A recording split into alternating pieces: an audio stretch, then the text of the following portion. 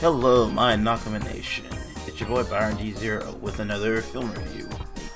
This time, we're gonna talk about something I'm a little less positive about than In the Heights.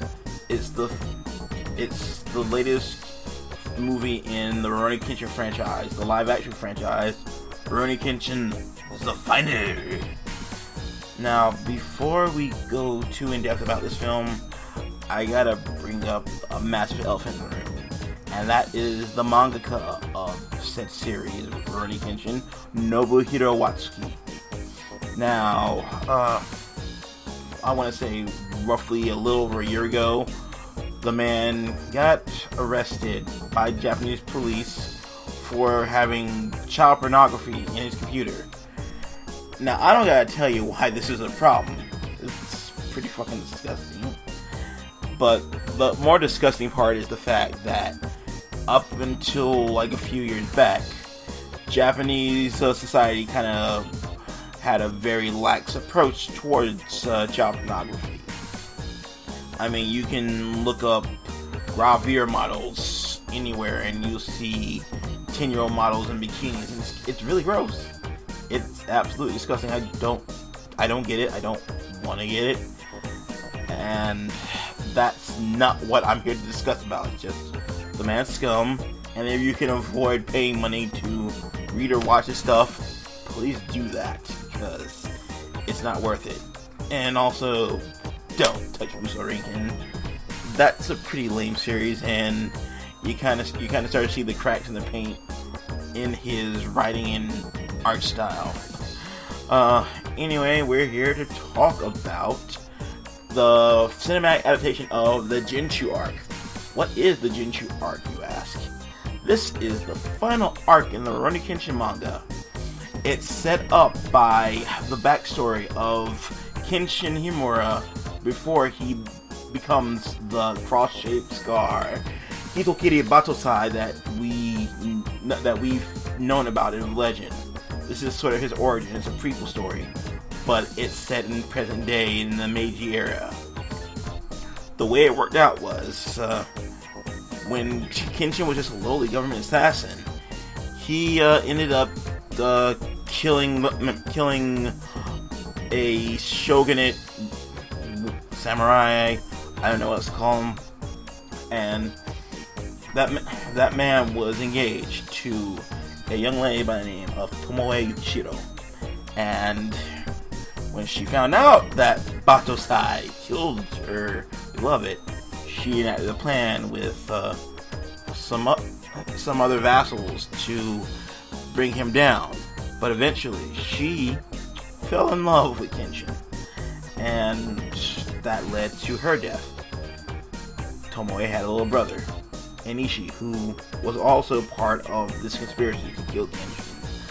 And after finding out what happened, he left Japan, he trained, he formed his own Chinese syndicate, and fast forward to the present day, and he's come back, and he wants revenge against Kenshin. No, but he doesn't just want to kill him. Oh no, that would be too easy. He wants to destroy everything he loves, everything he stands for. So this man is so corrupted by revenge that he was willing to go to war against an entire nation. That is a level of petty that I aspire to. Okay, all joking aside, this movie doesn't do this arc justice at all. I gotta say though, one of the few things it does right is the depiction of Enishi. The entire time, throughout this film, he's depicted as a force. Like, no one can stop him. He goes up against Sanosuke and nearly puts him in a coma. It's kind of ugly to watch if you end up watching it. You just feel bad for the guy. You're just like, dude, why? Why are you doing this? I'm kind of just like watching him. It's like, dude, tap out! But yeah, he's just like unrelenting. And I was here for it. as I'm here for a lot of the stuff, even though I have my problems with the film. I liked what little we got to see of Tomoe in this film, too. I don't know too much about the actress. She made a soap person of nostalgia here, though. Because we only get, like, a small chunk of her in this film, and it's pretty damn disappointing.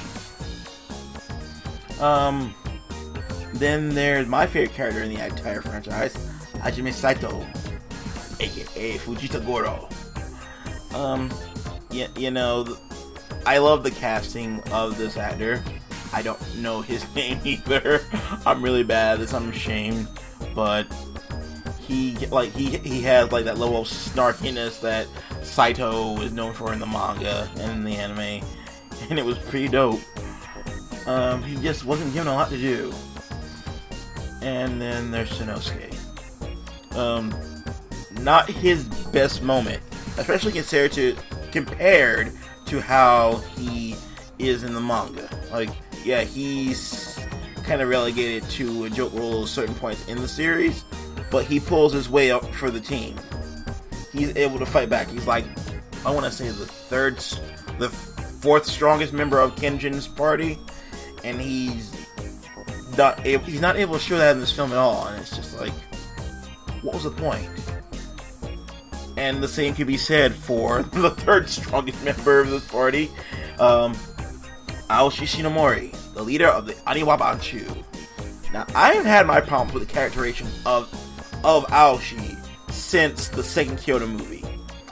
Aoshi was just like way more angsty than he had any right to be, and I just kind of found myself just thinking like, why was he even added to this film if he was just going to be taken out halfway through the story?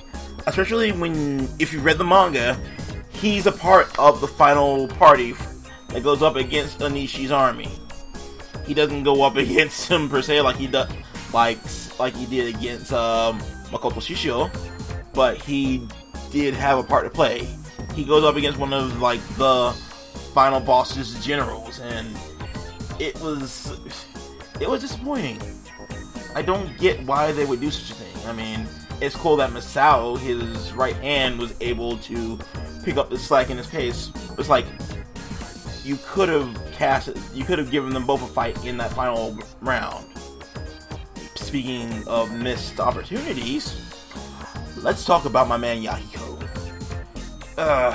I mean, first of all, they had to recast him again because the amount of time that's passed from film to film. I'm not mad at that. What I am mad about is the fact is that he was excluded from the final battle. Going back to the manga again, if you know anything about the Jinchu arc in the manga, Yahiko finally shows the fruit of his training against Genbu, one of the four generals of this Chinese syndicate. And it's a very strong character moment for him, and it's just some great writing in general from a terrible human being. And the fact that the film was just like, oh no, he's just a kid, we don't need him. It's like, really? It's like, why would you cast a mature looking actor to play Yahiko if you're not going to give him a chance to fight?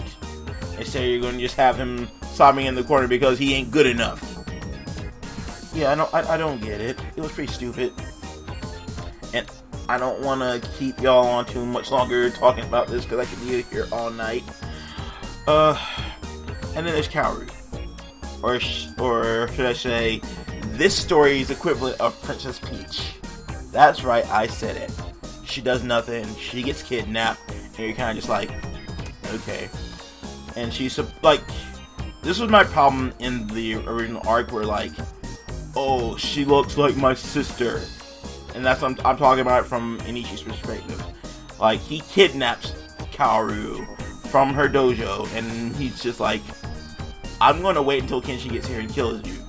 And then at this point that Kaoru and Inishi start talking, and they just form a bond. And it's just like, I get what you're trying to do, but it's still doesn't feel very earned. And I just never like that part. I just feel like, why does the coward have to be this prize to be won? Instead, why not give her a chance to defend herself? You know, have her fight her way out to reach Kenshin or something. I mean, she's supposed to be a martial artist. Show that! And then you have my boy Kenshin, who is probably the only actor besides the actor who played Inishi who didn't disappoint me. Takeru Sato, which is the only actor whose name I remember, is one of Japan's best in my opinion. He's a great character actor. He's dedicated to his physicality because my dude's a b-boy. He has like a very strong background in physicality, and it's really impressive to see it in action. And he just has like that shifting of tone whenever he goes from like standard Kenshin to Batosai Kenshin, and you believe it. You believe he is Kenshin, and he's probably the part that I'm going to miss the most about this series, not seeing him in this role. But yeah, my final thoughts are I'll keep it as brief as I can. I don't really recommend watching this more than once unless you're curious. It's kind of a letdown, again, especially after the second Kyoto movie, where they did the same thing. They decided to take liberties because they didn't just take out fights. They killed off characters needlessly.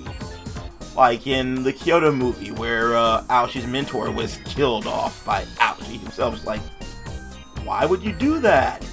There was no point. This is like making Aoshi needlessly cruel. And this was one of the reasons why I just couldn't like him in this film series. Because it's just like, okay, he's a murderer now. And it's like, aren't we trying to... Wasn't the point of Rurouni Kenshin to tell us that murder is bad when it's an innocent person? I'm like, yeah, I know old dude was a ninja, but it's like, it's still not okay. But I mean, I guess if he learned his lesson, it's fine.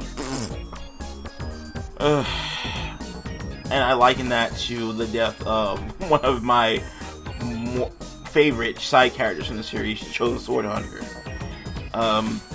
Inishi kills him off screen, and then you just find his corpse floating in a fountain. You're just like, okay, so we're just gonna kill him off unceremoniously. Kind of a dick move, but okay. And that's just my main problem with this film. It doesn't really care about the heart of the series anymore at this point. Like, you start seeing that in the second film, but then by the third or the second Kyoto movie, it's on full display. It's like we're just trying to show people cosplaying the characters while we show our own story. And you know, do you guys, if that's what butters your bread. I don't even care anymore. It's over. I'm not going to watch Rurouni Kenshin in the beginning for a number of reasons, mainly because Watsuki is a piece of crap. You can check it out, but if you want to check out some quality content from someone who isn't a pedophile, you should like, comment, share, and subscribe this channel. And just so you know, I upload twice a week, so you got plenty of content there waiting for you. So until next time, this is your boy Byron D0. Say, Chia Matana.